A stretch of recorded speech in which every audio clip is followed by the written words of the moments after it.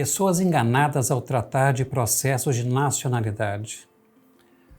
Atualmente, vários são os interessados em processos de nacionalidade portuguesa. Existem várias fontes distintas na internet, em sites diversos, em fóruns de discussão e etc. Muito pode ser obtido e descoberto por conta própria. Mas existem alguns detalhes que têm que ser observados agora para que ninguém seja enganado, para que não perca dinheiro nem o seu direito. Eu vou citar nesse momento 6 itens que merecem a nossa atenção sempre. Primeiro deles, nunca apresentar publicamente informações pessoais ou da sua família. Na semana passada eu publiquei no nosso grupo do Facebook, o grupo Portugal Cidadania Portuguesa, uma manchete de uma reportagem da revista portuguesa Sábado, dizendo que, a grosso modo, se Manuel Araújo, com seus 100 e tantos anos, pessoa já faleceu, verificasse o seu assento de nascimento, mesmo não tendo nenhum filho nascido, descobriria que foi casado, teve 3 filhos, netos, etc. Por que isso?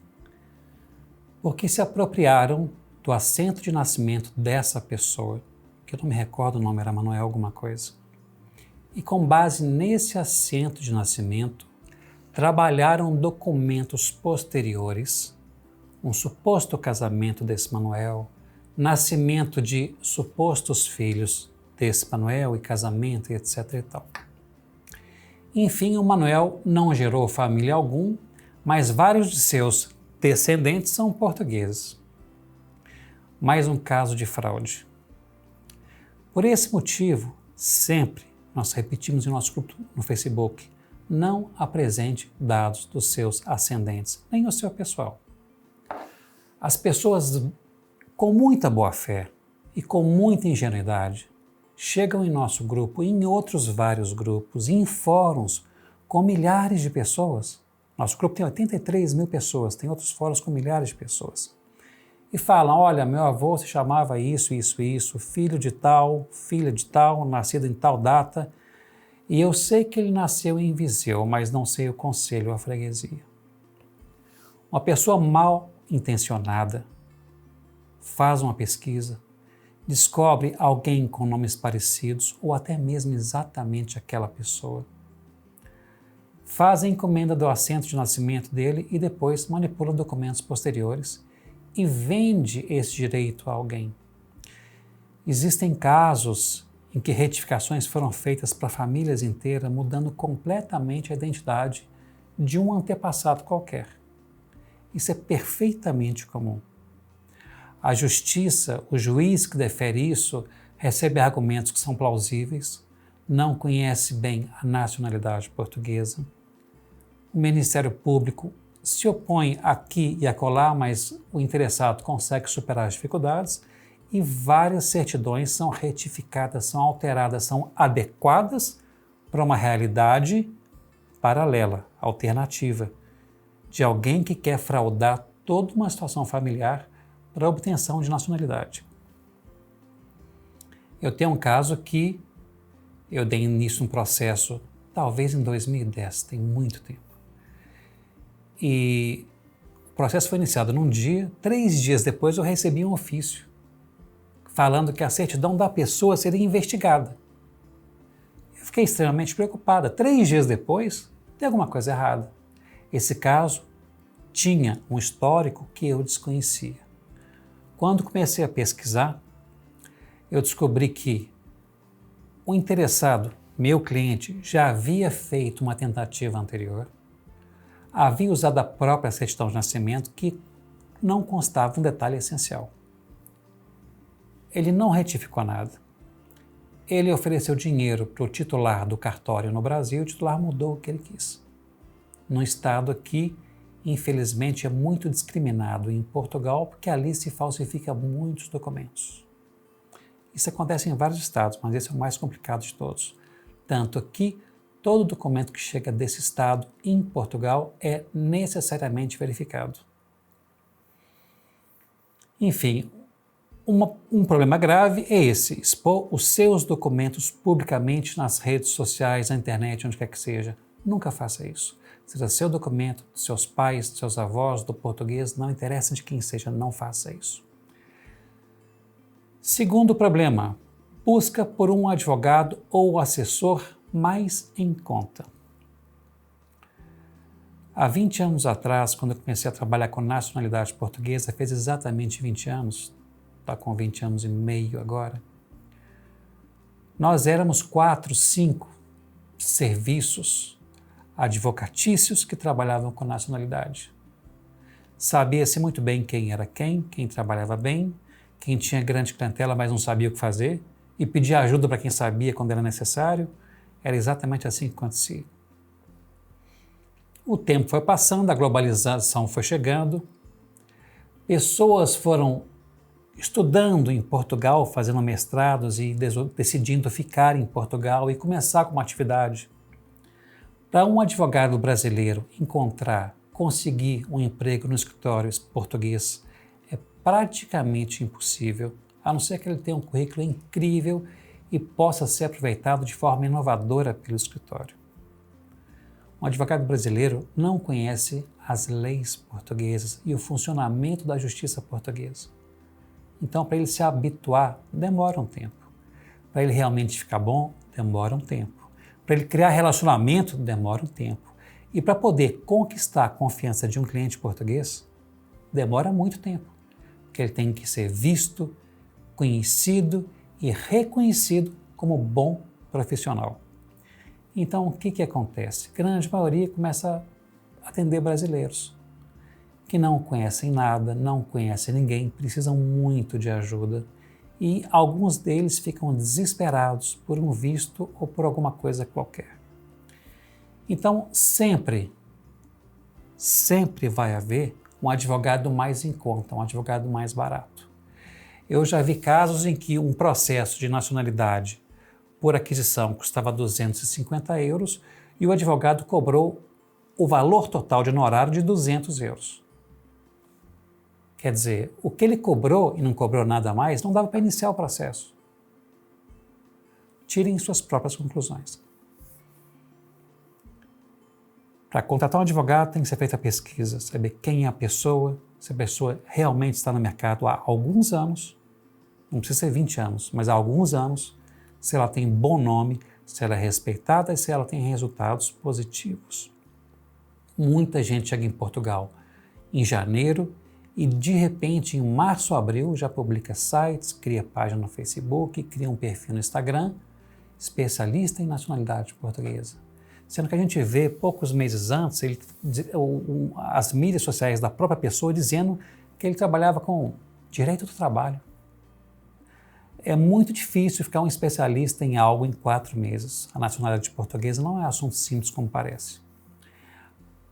Mesmo depois de 20 anos, eventualmente aprendemos coisas novas e surpreendentes, ainda mais com as alterações constantes nos procedimentos adotados para se tratar, para gerir um processo pelas conservatórias.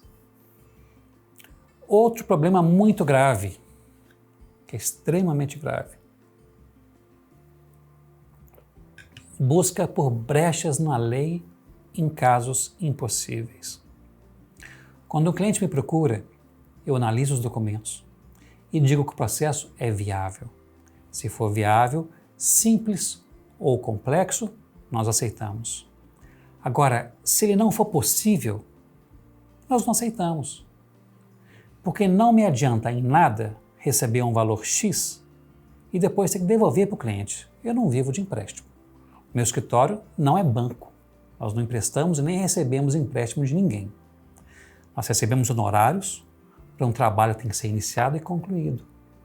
No nosso contrato é citado claramente que todos os processos de obtenção são garantidos, com exceção de processos que dependem de decisões discricionárias, como a atribuição de netos. Agora, a atribuição normal, a aquisição pelo casamento, todos nós garantimos. Aí alguém pode falar, mas isso não está certo. A atividade do advogado não é de fim, é de meio. Quer dizer, a gente não está obrigado ao compromisso, mas obrigado a fazer bem feito até que se atinja um resultado positivo ou negativo. Isso em relação ao direito está perfeito, mas em relação ao processo de nacionalidade, se não há problemas graves no processo, ele é garantido, mesmo que no meio do caminho existam vários problemas. O que não pode acontecer, mas acontece muito, são advogados que não fazem análise de processos, não sabem do que estão tratando e garantem para o cliente o resultado, mesmo em casos completamente impossíveis. Se o caso é impossível, ele não deve ser iniciado. Ou então, se o caso é impossível e o cliente é devidamente informado, mas fala, doutor, mas eu quero tentar. Se você quer tentar, tendo já sido informado, por sua conta e risco, tentaremos. Mas a chance é muito pequena. Citei isso há pouco tempo atrás em vídeos de processos de pessoas que são registradas na maioridade. É impossível? Não, não é impossível. É simples de forma alguma. É difícil? Não, é muitíssimo difícil. É muito complicado conseguir provar que uma pessoa registrada na maioridade foi criada pelo pai, etc. e tal. A lei exige isso e mesmo com provas circunstanciais, nós às vezes não conseguimos dar a volta, provar que o filho foi criado pelo pai português e que a perfiliação está circunstancialmente comprovada. Se a pessoa insistir muito que quer tentar, nós aceitamos o caso, mas num primeiro momento nós recusamos sempre. Dizemos claramente que não existe segurança nenhuma. Mas tem gente que aceita qualquer processo pelo dinheiro que seja. Então, se você consultou um advogado que falou, não, não é possível. O segundo falou, não, não é possível. Você deu sorte 2 vezes. E o terceiro falou, sim, eu faço. Você não descobriu nada especial. Você encontrou alguém mais esperto do que o devido. Muito cuidado com isso. Outro tópico, busca por prazos milagrosos. A nacionalidade portuguesa é um pedido notarial, pode ser judicial se envolver homologações, etc. Mas são pedidos que correm em conservatórias, todas elas sobrelotadas de processo, com poucos funcionários, todos cansados, já com alguma idade e outros problemas vários. Garantir prazo em um processo de nacionalidade é algo muito complicado. Eventualmente, um cliente lê meu contrato e fala, doutor, está muito bem, o senhor está aqui definindo o que vai ser feito, qual é o resultado, qual é o preço, como é que se paga, como é que nós vamos nos comunicar durante o processo, mas o senhor não falou nada sobre prazos. Eu não me sinto confortável em assinar um contrato que não fala prazos. Explico então eu para a pessoa. Se você não estiver confortável em assinar um contrato assim, quando encontrar um contrato confortável, pode levar um susto muito grande, que prazos são completamente imprevisíveis. Quem promete prazos geralmente está faltando com a verdade. Claro que existem processos que são urgentes, hoje, somente com base em motivos de saúde, em questões de saúde. Essa necessidade, essa urgência pode ser comprovada perante uma conservatória, aceita e o processo é tratado de forma diferenciada. Mas isso é um caso muito específico que requer problemas de saúde do requerente. Fora isso, não existe mais urgência. É praticamente impossível conseguir, o caso tem que ser muito bem fundamentado e não é possível comprovar, garantir prazo nenhum. A gente dá sempre uma estimativa. Usamos a palavra estimado, provável, geralmente, mas nada com segurança. E se alguém der isso, por favor, tome cuidado. Várias vezes já me procuraram e falaram, doutor, olha, o senhor me atendeu muito bem, eu sou muito grato, mas eu vou contratar outra pessoa porque o prazo dela é menor. O prazo não é dela. Nós recebemos documentos, iniciamos o processo de uma conservatória e o processo corre na conservatória. O advogado pouco pode fazer, além de fazer um acompanhamento distante, que nós não ficamos dentro de conservatórias, até que o processo seja concluído com sucesso. Mas falar que vai fazer andar mais rápido ou mais devagar, em Portugal não funciona assim.